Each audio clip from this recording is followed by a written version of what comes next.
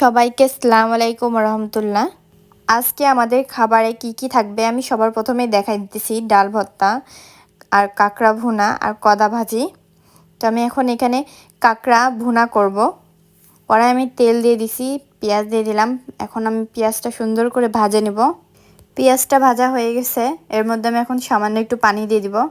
আর তারপরে আমি মশলাগুলো এক এক করে দিয়ে দিব। সবার প্রথমে দিলাম জিরার গুঁড়া, তারপরে মরিচের গুঁড়া, তারপরে হলুদ, আদার গুঁড়া, রসুনের গুঁড়া, লবণ দিয়ে আমি এখন ভালো করে মশলাটা ভুনা করে নিব। আর আমাকে মশলা বাটতে হয় না, আমি পাউডার ব্যবহার করি। আর তারপর মশলাটা ভুনা হয়ে গেছে, এই যে। তারপর আমি কাঁকড়াগুলো আগে থেকে পরিষ্কার করে নিয়েছি, এখন এই কাঁকড়াগুলো এটার মধ্যে দিয়ে দিব। কাঁকড়াগুলো সমুদ্রের কাঁকড়া, আর কাঁকড়াগুলো দিয়ে সুন্দর করে মশলাগুলোর সাথে আমি মিক্স করে নিব। তারপরে এখানে আমি একটু পানি দিয়ে দিব সিদ্ধ হওয়ার জন্য।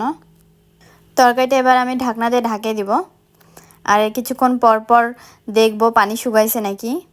আর এভাবে পানি শুকাই গেলে সুন্দরভাবে আমি নাড়ে কাঁকড়াটাও ভুনা করে নেব মশলা দিয়ে ভালো করে।